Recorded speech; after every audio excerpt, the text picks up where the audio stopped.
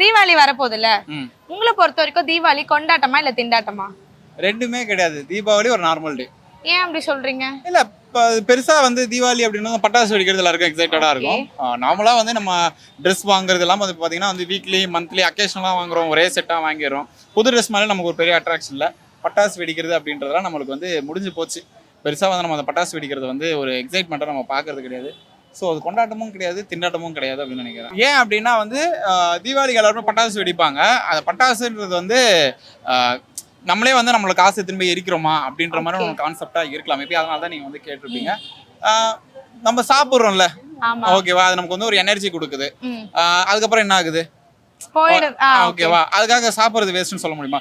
Still ஒரு எனர்ஜிக்காக நம்ம வந்து ஒரு ஃபுட் எடுத்துக்கிறோம். அதே மாதிரி தான் ஒரு பார்க்கும்போது ஒரு திடீர்னு ஒரு நல்ல ஒரு என்லைட் ஆகுது நம்மளோட மைண்டு.